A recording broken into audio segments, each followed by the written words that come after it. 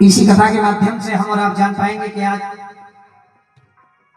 इस कलयुग के जागरण में हम और आप ये नारियल की भेंट क्यों चढ़ाते हैं, कोई दूसरी भेंट क्यों नहीं।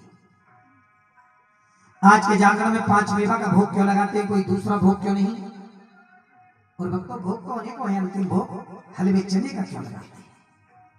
हर क्यों का उत्तर मिलता है केवल कथा से। और जो सारी रात झूमकर नाचकर गाकर सारी रात्रि का जागरण लेते हैं, केवल जागरण में सिर्फ आनंद लेते हैं, लेकिन जागरण का सारी रात्रि का सार और जागरण का फल केवल उन भक्तों को मिलता है जो तारा रानी की कथा का श्रवण करते हैं। एक बार कह दो जय माता दी, आवाज भी आनी चाहिए, सुस्ती में नहीं, चुस्ती में बोलिए जय माता दी। तो आइए कथा आरंभ करते हैं। कहते हैं कि स्वर्ग लोक की 2 अप्सराएं हुआ करती थी और दोनों अप्सराएं सगी बहनें थी। बड़ी अप्सरा बड़ी बहन का नाम था उर्वशी और छोटी बहन का नाम था नरवशी। एक दिन दोनों बहनों के मन में वही स्वर्ग लोक में बैठे बैठे एक विचार उत्पन्न हुआ। दोनों बहनों के मन में विचार आया कि आजकल देखने में आ रहा है इस पृथ्वी लोक में, इस मनुष्यों में एक कुरीति का प्रचार प्रसार बड़े जोरों से हो रहा है। और भक्तों को कुरीति है समाज के अंदर छुआछूत। बहन जी इधर ध्यान दें, वो कुरीति है समाज के अंदर छुआछूत, भेदभाव, जात पात, ऊंच नीच है ना। दोनों बहनों ने विचार किया कि क्यों ना हम दोनों बहनें मनुष्योनी में जन्म लेकर एक ऐसे अनुष्ठान का शुभारंभ करें जिस अनुष्ठान को कराने से समाज के अंदर ये छुआछूत, भेदभाव, जात पात, ऊंच नीच सब खत्म हो जाए। लेकिन ये छुआछूत, भेदभाव न तो कभी खत्म हुआ था और न कभी खत्म होगा। लेकिन एकता का प्रमाण, समानता का प्रमाण, आप वैष्णो देवी जाएं, ज्वाला जी जाएं, कांगड़ा जी जाएं, चित्रकूट जाएं, पूर्णागिरी जाएं, इन दरबारों में कोई छुआछूत नहीं, कोई भेदभाव नहीं। यहाँ तो सिर्फ एक ही बात होती है, प्रेम से बोलो, मिलकर बोलो, सारे बोलो जय माता दी करते हुए। इस दरबार में हर धर्म, हर प्राणी, हर जाति और हर धर्म के प्राणी एक हो जाते हैं। तो जय माता। दोनों बहनों ने कुछ समय के पश्चात द्वापर युग में मनुष्य योनि में जन्म लिया। तो सबसे पहले बड़ी बहन उर्वशी ने राजा सप्रस के घर कन्या रूप जन्म लिया। भक्तों जब घर में बेटी या बेटा जन्म लेता है तो बहन जी हम सबसे पहले कौन सा कार्य करते हैं? नहीं है, हंसने की बात नहीं है, आप बताइए हैं? तो दोनों एक ही स्कूल में पढ़ते हैं भाई, हमने का खुशी मनाते तो हमने भी कह दिया खुशी का। देखिए सबसे पहले हम उस बच्चे का नामकरण कराते हैं जिससे कि समाज के अंदर उसकी पहचान बनती है। जब राजा सप्रस के घर बेटी ने जन्म लिया तो पंडित जी को बुलाकर उसका नामकरण कराया। पंडित जी ने उसका नाम तारा रखा। ज्योतिषियों को बुलाया, ज्योतिषियों ने जन्म कुंडली तैयार की और कहा कि राजन आपकी बेटी आपके लिए बहुत लाभप्रद है, इसके रहते आप यशस्वी राजा बनेंगे, मान सम्मान का लाभ होगा, धन आदि का लाभ होगा। क्योंकि आपकी बेटी की जन्म कुंडली बता रही है जब से आपकी बेटी होश संभालेगी तभी से माता रानी की सच्ची पुजारन और सच्ची सेविका बनेगी। बोलिए सच्चे दरबार की। अब कुछ समय के पश्चात छोटी बहन नरवशी ने एक शूद्र के घर कन्या रूप जन्म लिया। शूद्र तो आप सभी समझते हैं, हाँ बहन जी शूद्र जानती हैं आप?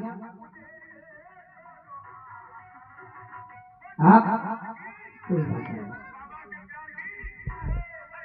शूद्र कहते हैं अछूत के लिए जो गरीब मोहल्लों में सफाई आदि का काम करते हैं। छोटी बहन नरवशी ने शूद्र के घर कन्या रूप जन्म लिया, उसका नाम रुक्को रखा गया। अब धीरे धीरे दोनों अपने माता पिता की बड़ी हो गई, विवाह योग्य हो गया। तो सबसे पहले राजा सप्रस ने अपनी बेटी तारा के योग्य अच्छा घर, अच्छा वर तलाशा। माता रानी की कृपा से तारा का विवाह अयोध्या नगर में राजा हरिश्चंद्र के साथ संपन्न हुआ। तारा अपने ससुराल पहुंची। कुछ ही समय के अंतराल में पूरे अयोध्या नगर में तारा की पूजा पाठ के किस्से चर्चे का विषय बने। घर घर चर्चे कि माता रानी की सच्ची सेविका है रानी, माता रानी की सच्ची पुजारन है रानी। घर घर पूरे अयोध्या नगर में चर्चा हो गया। अब भक्तों कुछ समय के पश्चात रुक्को के माता पिता ने भी अपनी बेटी के योग्य अच्छा घर अच्छा वन बना। माता रानी की कृपा से रुक्को का विवाह भी अयोध्या नगर में ही एक स्वजातीय व्यक्ति के साथ संपन्न हुआ। स्वजाति समझते हैं आप? नहीं, सरल सरल बातें हैं। स्वजाति कहते हैं अपनी ही जाति, क्योंकि विवाह शादी अपनी जाति। तो रुक्को का विवाह अयोध्या नगर में एक स्वजातीय व्यक्ति के साथ संपन्न हुआ।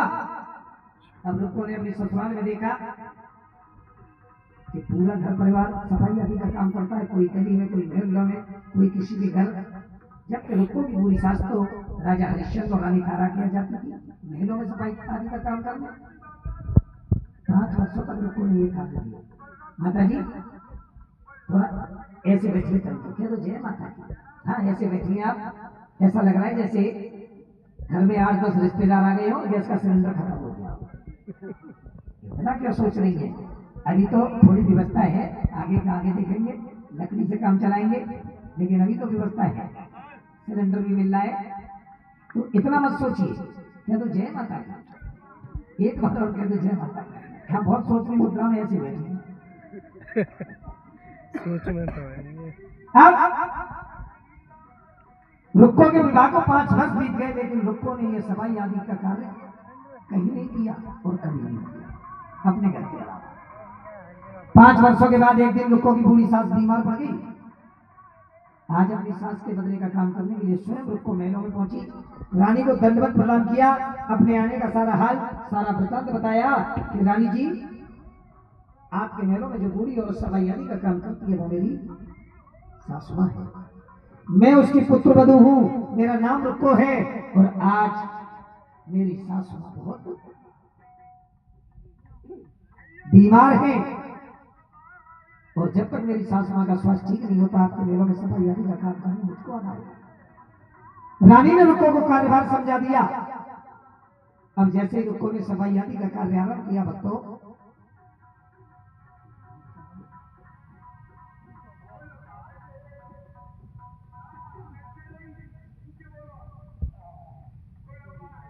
बोल दे क्या बोलना जी, तो बताओ। हमें क्या मालूम, तुम तो हमसे कहीं बोल दो। तुम्हारा नाम बोल लो या उनको नाम बोल लो।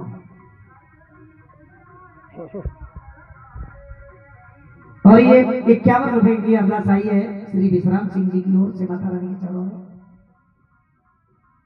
अब जैसे ही रुक्को महलों में पहुंची, रानी को प्रणाम किया, अपने आने का सारा हाल सारा वृत्तांत बताया कि रानी जी, आपके महलों में जो बूढ़ी और सफाई आदि का काम करती है वो मेरी सास मां है, मैं उसकी पुत्र वधू हूं, मेरा नाम रुक्को है, और आज मेरी सास मां बहुत बीमार है, और जब तक उनका स्वास्थ्य ठीक नहीं होता तब तक महलों में सफाई आदि का काम करने मुझको आना होगा। रानी ने रुक्को को कार्यभार समझा दिया, और जैसे रुक्को ने सफाई आदि का कार्य आरंभ किया, अचानक रुक्को की नजर महलों के अंदर एक 5 वर्ष के बालक के ऊपर पड़ी। तो बालक कोई और नहीं बहन जी, राजा और रानी का ही पुत्र। क्या भैया, तुम्हारी भी अरदास हो गई है रात भर ये? हाँ, ये भी दत्तात्रेय भगवान है। ये दत्तात्रेय भगवान की सवारी है कुत्ता। बोलिए दत्तात्रेय भगवान की। अब जैसे रुक्को की नजर महलों के अंदर राजा और रानी के पुत्र पर पड़ी, रुक्को तो कार्यभार करना भूल गई, अपने अतीत में खो गई। विचार करने लगी कि मेरे विवाह को 5 वर्ष बीत गए, मेरे कोई संतान नहीं, मेरी गोद सुनी, मेरा आनंद सुना, घर परिवार सुना, कोई मुझे मां कहने वाला नहीं, और इतना सुंदर बालक, ये तो राजा और रानी का ही होगा।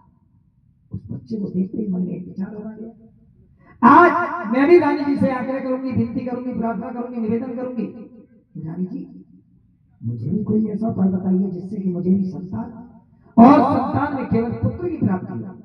ऐसा मन में विचार करके रुक्को पहुंच गई, रानी के समक्ष हाथ जोड़कर प्रार्थना करने लगी कि रानी जी आपसे झूठ नहीं बोलूंगी, जब से मैंने आपके बेटे को देखा है तब से मेरा कार्यभार में मन नहीं लगा, और उसका कारण है कि मेरे विवाह को 5 वर्ष बीत गए रानी जी, मेरे कोई संतान नहीं है।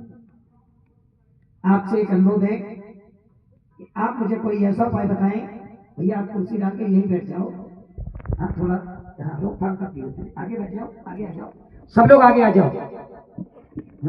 बहुत अच्छा लगेगा। और वैसे भी कहते हैं कि रहोगे दूर चौखट से तो खोना ही खोना है, रहोगे दूर चौखट से तो खोना ही खोना है। उधर पीतल ही पीतल है, इधर